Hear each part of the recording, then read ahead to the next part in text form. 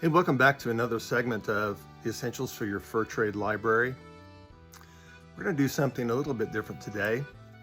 I recently spent the day up at a trade show in Salina hosted by the Prairie Long Rifles, which as a club is a member of the Kansas Muzzleloaders Association. I'm also proud to say I'm a member of that organization trying to keep history alive. And I have a link for that organization down below in the comments if you're interested in ever getting involved in something like that. But I thought, because there were a couple of special books that I wanted to talk about, I'd maybe ask around up at the trade show what people thought was an important book for them, and that would be an important part of their fur trade library. So let's take a look. Okay, so what's the book that's got to be in your library? The Journal of a Trapper by Osborne Russell. And why is that an important book for you? A lot of history of the mountain man trade and information on how to live in the mountains. So here's your question, okay? If you're going to have to pick one book, it's essential for your fur trade library, which one is it? And why? Probably the traps, tools, and firearms of the mountain men and everything. It's like a Bible for the equipment that was used by the men and the stories that go with it. It's a great book to start with. It'll give you what you need if you're really interested in this to understand what you need to portray this particular time period. Mystic Warriors of the Plains by Males. And why? Why is that an important book for your fur trade library? Because what it had in there, because most of the Plains Indians, Mountain Indians, we learned so much from them. You learn how to make things, you learn what it looked like, and they talked about the mysticism and the understanding behind everything. And it's not a little book. It's about 2 inches thick, and it's got great illustrations. What would be the book that is most important for having in your fur trade library?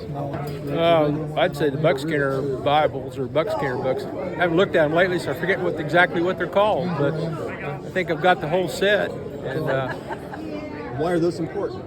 well, it gives a good indication of what was being used and what is kind of used by our modern interpretation of them, which isn't necessarily true, but 100% true. There's one book that you had to pick that's the essential book that you have in your fur trade library. Which one is it and why? Warren Ferris, Life in the Rockies, he gives some great accounts of life that was going on back in the day.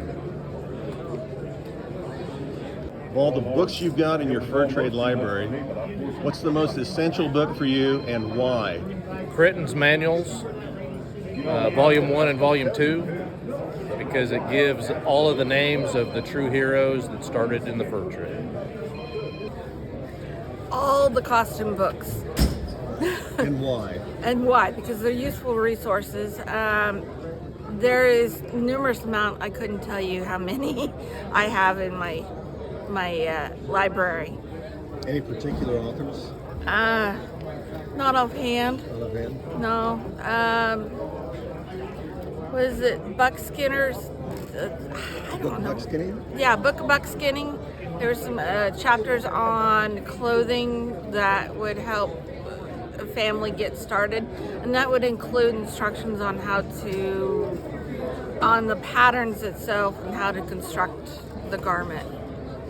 What is the book that's essential for you to have in your fur trade library?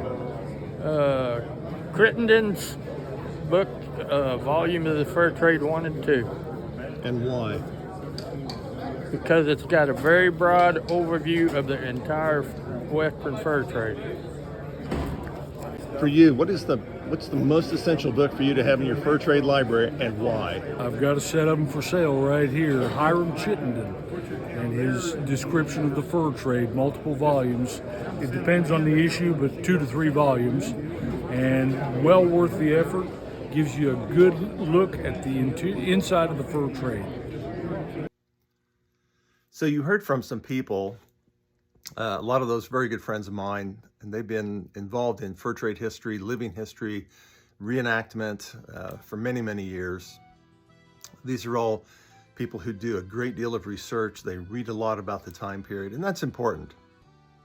The name that you might have heard come up a few times was the last name Chittenden, and that's referencing Hiram Chittenden, who lived from 1858 to 1917, and although his work was later published in 1935, these two books, The American Fur Trade of the Far West, which you'll find today, at least these are the copies that I have at this point, Volume 1 and Volume 2. Sorry, that's not coming in as clearly as possible. These are two very important books, at least for my library and obviously for some people at the trade show. With nearly 1,000 pages of information in these two volumes, there's so much we could talk about. Let me generalize with 5 major points about these two volumes that make them very important reads. The first of those is Chittenden put a great deal of focus in these books on talking about the overall organization of the fur trade business itself and the equipment that had become very unique and important to making sure that those hides were getting trapped, processed in the field, bundled and packed, sent back, typically through St. Louis, and then overseas where the big beaver pelt market was.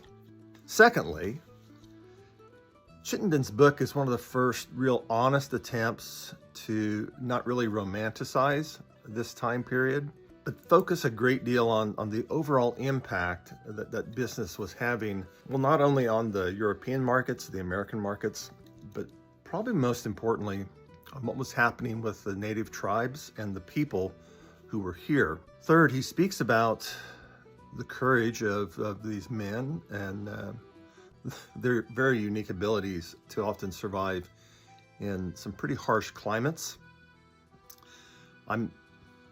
Don't quote me on the figures here, but I would say that your likelihood of surviving through the winter, if you were going to be gone for a year or two, trapping in the mountains, was usually pretty slim. No hospitals, no emergency rooms. You were often either very much alone or with just a handful of people, and hopefully those people could take care of you. A fourth point, and I think this is important too, Chittenden does focus on the fact that St. Louis was indeed a true hub for the fur trade.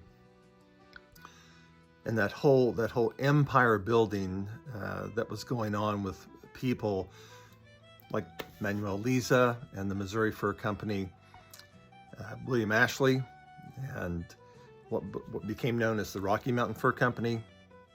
And then a little bit earlier, right after Lewis and Clark had returned, is John Jacob Astor's Astorians and the Pacific Fur Company. There's a lot of competition going on between, well, the French, the English, and of course, the Americans.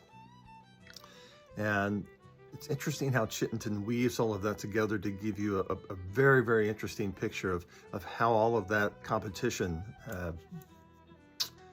came to a head in some interesting ways. Lastly, what these two volumes provide is indeed a very deep sort of dive into a lot of the characters, the organization, what was happening during the fur trade.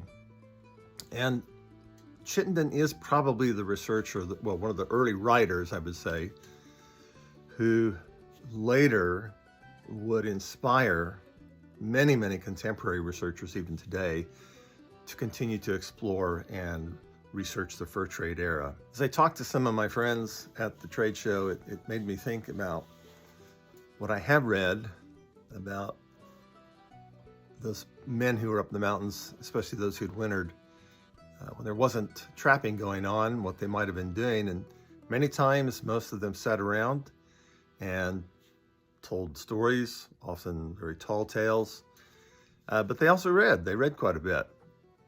Jed Smith was known to have his Bible with him every day, and he read it every night.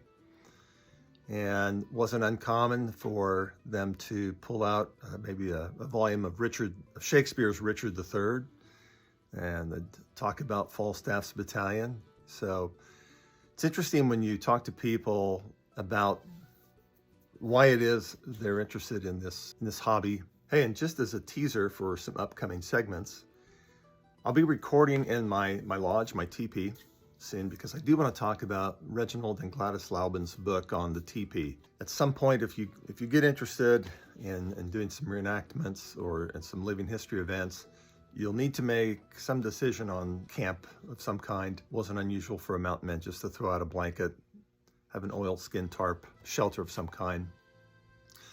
But they also had wedge tents and things like that. And a lot of trappers who would winter often stayed with native people and grew accustomed to the life within a teepee.